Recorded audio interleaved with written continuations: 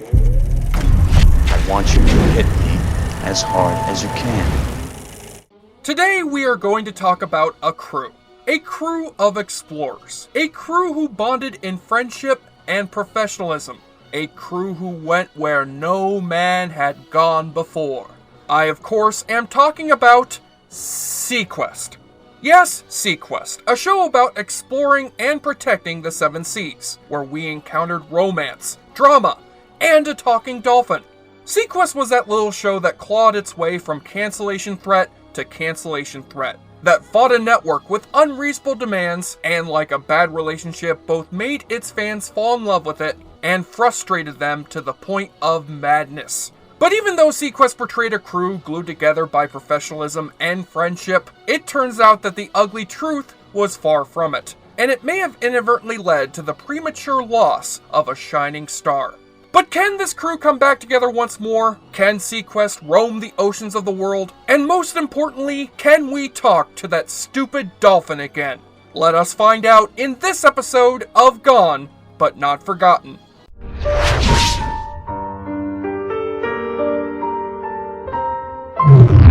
SeaQuest aired from 1993 to 1996 on NBC.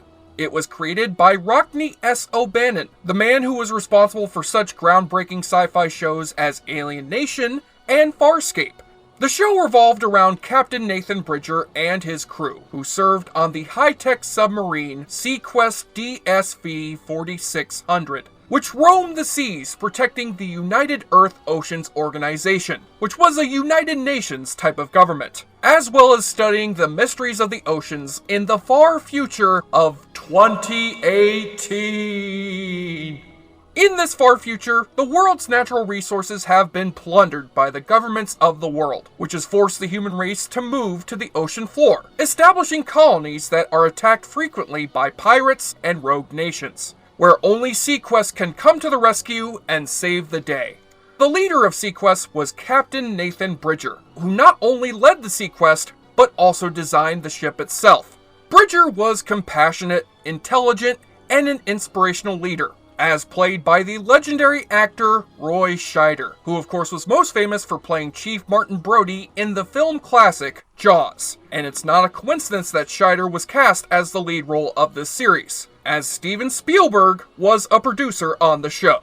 Then you had the incredibly talented Jonathan Brandis, who played boy genius Lucas Wolenzak. Jonathan was the star of the show, next to Scheider of course, and his character was on the SeaQuest because, well, he was a genius. He made a machine that lets a dolphin talk. Seriously, people, it's a talking dolphin.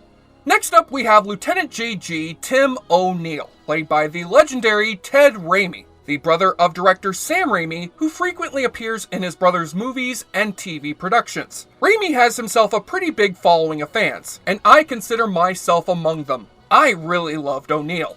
He was smart, even though he could be a bit of a wuss sometimes. And he made some pretty ballsy moves, such as leaping into danger in order to save a crew member from being killed by an alien. He also spoke dozens of languages, and at one point actually translated Atlantean. He was pretty much the Uhura of this crew. Finally, we had Commander Jonathan Ford, a loyal soldier who, even though he followed orders, was not afraid to stand up for what was right. This is best illustrated in the pilot episode, where he relieves his captain, Marilyn Stark, from trying to start a nuclear war. Now that takes some balls. And of course, we had the real star of this show, Darwin the Talking Dolphin. It is amazing how realistic this puppet looked. Oh, you thought he was real? Yeah, so did I. Isn't it amazing that for all these years we thought that puppet was really a dolphin? It just goes to show how the special effects on SeaQuest, for the most part, still hold up today. Now you're probably saying that there are more characters in the series that I haven't yet covered, and that's where we run into the problem with SeaQuest. Each season was a reinvention of the show, where a lot of the cast left after one season, with new characters coming in to replace them. So let us break down this show season by season just to get a better understanding of it. Now in season 1, you had a few interesting characters who made this season really pop. First off, you had Dr. Kristen Westphalen, played by Stephanie Beacham, Wes Fallon ran the science division of the ship, and a lot of her role was just delivering exposition. But my favorite episode of the first season actually revolved around Dr. Wes Fallon. It was called Games, which featured the Doctor playing a mind game with a mass murderer by the name of Dr. Ruben Zeller, who it turns out has a personal connection with Dr. Wes Fallon. I won't spoil this episode, but let's just say she proves to be a worthy opponent to this psycho. Wes Fallon's relationship with the captain had mutual respect, but she was not afraid to stand her ground and have her opinion heard. These two even had quite a bit of attraction toward each other that was more than just friends. You know, kind of like... You're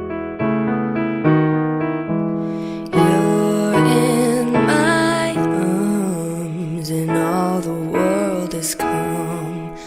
The music's playing on. Then we had Lieutenant Benjamin Krieg, played by John D'Aquino. Krieg was the supply and morale officer, who was a pretty funny character, always running around with a get-rich-quick scheme. And one of my favorite episodes featuring him is Treasures of the Tonga Trench, where he encounters a sea monster who inadvertently leads him to a trench filled with glowing gems that he tries to sell for a huge profit. Word gets out about the gems and it becomes a free-for-all, with the crew scrambling to get their hands on them. And the twist at the end of this episode is awesome. Check it out, you will not be disappointed. But still, even though Krieg did have some great episodes, you cannot help but compare his character to... What about weapons? Weapons? If you want weapons, I'm the man to see. We also had Chief of Security Manilow Crocker, played by the late Royce Applegate, who in my opinion was the most boring of the characters on SeaQuest. I felt he was mostly there just to be the confidant of the captain, since he had served with him back when they were younger. Finally, to round out the cast, we had Stacy Hyde.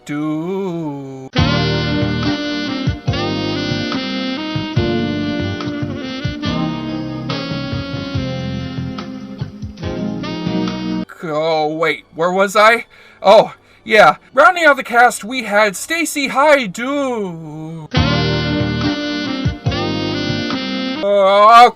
Okay. I can get through this. So, Stacy, you know who, played Lieutenant Commander Catherine Hitchcock, who was Chief Engineer and third in command of SeaQuest. In fact, she actually took command of the ship when Commander Ford couldn't perform his duties. And whenever you needed to use some high-tech gear, Hitchcock was your girl. Now, the first season was not without some growing pains, and the character of Lucas was a good example of this. In the beginning, his relationship with Captain Bridger was, well... Sir, I know this may finish me as an acting ensign, but... Shut up, Wesley! But the first season of the show is more successful at focusing on the other relationships among the crew, and the episodes were mostly grounded in reality, although it did slowly begin to get more science fiction-y. For example, there was the episode that practically served as Titanic the sequel, where a ghost of a restless lover possesses the Doctor to solve some unfinished business, before moving on to the other side. But at least the first season took some time before evolving into pure sci-fi, which is when we head into Season 2, where things began to go off the rails. As Season 2 was just a pure copy of Star Trek, but instead of taking place in space, it took place Under the sea! Now, although a lot of folks hate the season because it's pure science fiction, I personally really enjoyed it. Sure, it was just ocean Star Trek, but at least it was entertaining. And I think a great example of this was the first episode of the second season, titled Daggers, which involves a prison of genetically engineered superhumans revolting and stealing some lasers so that they can try and destroy the world. Evil engineered humans. I wonder where I've heard that before. I guess I should be annoyed by this, but this is a very fun episode, with both a great script and great performances. But it's from this point on that a lot of the cast had already left the show. Since the show had now moved production over to Florida, Stephanie Beacham decided she just didn't want to make the move. And since Hyduke had already lived in Florida for about 5 years filming Superboy there, she decided to pass on the second season to instead seek new opportunities in LA. And thus new characters were introduced on SeaQuest, beginning with Lieutenant James Brody, played by Edward Carr. Lieutenant Brody was basically just a pretty boy, and I found his character quite dull. He was really just a wannabe action star, Although he does have one interesting episode, and by interesting, I mean disgusting. In When We Dead Awaken, Brody meets a beautiful woman that he hits on. And man, this chick is smoking hot. Any guy would be lucky to hook up with her. You go and get that ass, Brody! It's me. Mom? That's right, she's his mother. Who wrote this? That is fucking sick. Whoever wrote this episode needs to get themselves some serious therapy. And yes, his name is Brody. Get it? Brody, Roy Scheider. Cute. It's kind of a lame joke, but, whatever. Next up, we have Anthony Piccolo, a seaman played by Michael DeLuise, the son of Dom DeLuise, who was an ex-con who was genetically altered to have gills, which allowed him to breathe underwater. And I actually like Piccolo. He was a funny character, who proved to be far deeper than what you would think. There's one great episode that revolves around him called Blindsided, where he gets stuck on an island with his cellmate. And although the episode has some silly elements such as a Predator ripoff, it's the scenes between him and his cellmate that I love the most. They're the heart of the episode, and really reveal how Piccolo evolved as a character throughout the second season. But of course, what is a show without some sex appeal? And that's when we're introduced to Lieutenant J.G. Lonnie Henderson, played by Kathy Evison. And like Brody, I found her quite dull. And I know it's mean to say, but I didn't think that Evison was all that good an actress. Hey, did you know that in the future, tactical body armor for female soldiers has to have cleavage? Yeah, who knew? Finally, we have the best character of the series, Dagwood, played by Peter DeLuise. That's right, the brother of Michael DeLuise. Dagwood was the prototype genetically engineered superhuman who had the mind of a child, and he proved to be a real sweetheart, who granted could crack your head open like a coconut.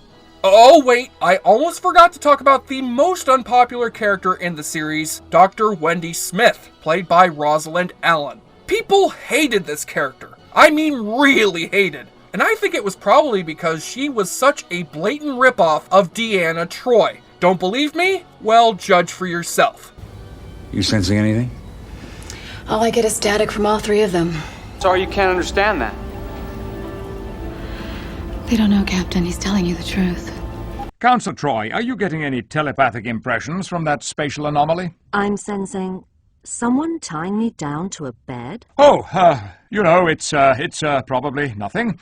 Aside from its blatant Star Trek ripoffs, Season 2 brought a lot of monsters, aliens, and other science fiction gimmicks into the show. And that's when the shit really hit the fan. Roy Scheider was pissed at the new direction of the show, and he did not hide it. He actually badmouthed the show in the press by calling it, quote, childish trash that he was ashamed of. He really ticked off the network and producers when he said that he felt, quote, tricked and betrayed. And Scheider was particularly upset because he felt that the show did have potential, which the micromanagement of the network was flushing down the drain. So yeah, Season 2 does have its flaws, but in my opinion, it was fun. Hey, sometimes you just want some silly sci-fi in your life. The final episode of Season 2, though, Splashdown, was absolutely epic. It's one of the best season finales I have seen in a very long time. I won't spoil anything, but I will say your jaw will drop while watching the last few minutes of that episode. But by Season 3, the behind-the-scenes drama had become toxic. Roy Scheider begged the network to be let go out of his contract. Rosalind Allen and Marco Sanchez, who had played Censor Chief Miguel Ortiz, were let go for various reasons, primarily to make the cast smaller. Edward Carr was also unhappy with the show, and actually walked off the set while filming the episode alone because he was so fed up with the bad scripts. So he also asked to leave the show, and the network agreed, but still wanted him to be in it for the majority of the third season. Scheider also got his wish to leave the show, but the network conceded on the condition that he still had to have a recurring role in Season 3. And Season 3 was yet another complete revamp of the series. In this season, SeaQuest actually turns out to have been missing for 10 years, only to discover that the entire world has changed since then, and now multiple nations and corporations were fighting for control of the world's oceans. It was a darker tone, that completely avoided any science fiction elements of the show, and the man behind all these changes on the show was its new captain, Oliver Hudson, who was played by the amazing, the badass, Michael fucking Ironside. And I love the way Ironside portrayed his character. He was angry, smart, and had a steel-like determination to complete his missions. But he was not afraid to question or even break orders that he felt were wrong or put the UEO into danger. He had no problem tearing down anyone on the crew who he felt was not doing their job correctly. He didn't care about whether or not anyone liked him. He felt that being tough on his crew only made them better. Still, he did value the loyalty his crew members had for him, and was not afraid to back them up when they made questionable decisions or mistakes, as he seemed to feel that making mistakes, owning up to them, or learning from them made them better soldiers. It was a welcome departure from the father figure that Bridger was on the show. How ironic, seeing as Ironside says he based his character on his father. Season 3 actually introduces my favorite character of this show, Lieutenant J.J. Fredericks, played by Elise Neal, who actually suffered from mental illness as a victim of PTSD. As it turns out, in the future, people who suffer from severe mental illness have chips that regulate their chemical imbalances, and that was not heard of back then. The topic of mental illness was just not talked about on TV. Ironside told the producers he would only do the show if they based it on a world with structure. He did not want the utopian vision that Spielberg had proposed originally. He wanted a more grounded, diverse world, where people died in wars, and not everyone was living in a nice neighborhood in Tampa like previous seasons had portrayed. He was not interested in saving whales or talking dolphins.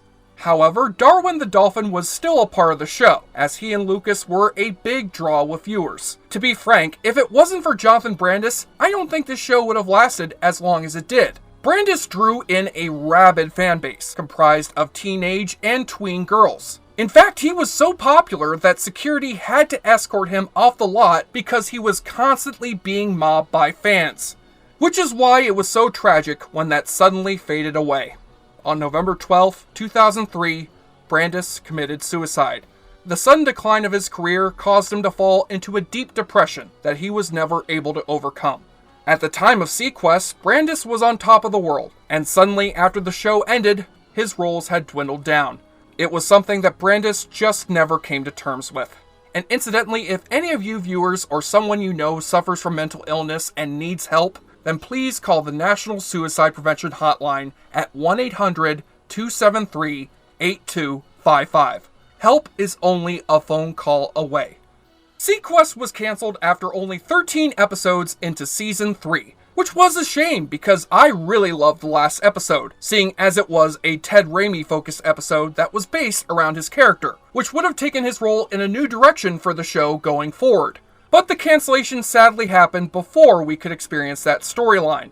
The show was officially cancelled due to low ratings, but the fans of the show themselves kind of put a stake in the heart of the show after making their angry feelings very vocal. They were led by SeaQuest fan Mary Feller, who rallied them by going to all the available SeaQuest fan forums and recruiting as many questers as possible. She had fans write their own show Bibles, created a website, and organized an online petition demanding SeaQuest be brought back and go back to being more like Season 1. This garnered a lot of press that soon led to the producers beginning to get death threats. But another central reason for why the show was cancelled was magic and sports. SeaQuest was constantly interrupted to broadcast sports games and special events like magic specials. Audiences could not keep up with the storylines when the show was off for 2 weeks, only to come back with viewers forgetting the previous episode's events. And so SeaQuest sank into the void of cancellation, but has found new fans through repeats, DVD sets, and now being available to stream on Peacock. So should this show come back? Hell yes. It could totally work today. You could have the political intrigue of the third season, add some exploration themes of the first season, and maybe, just maybe, have some subtle sci-fi elements. I think it could really work. Perhaps you could even include some of the original cast. Maybe even get a real dolphin this time. And maybe you could even do some of us a solid by bringing back, you know who.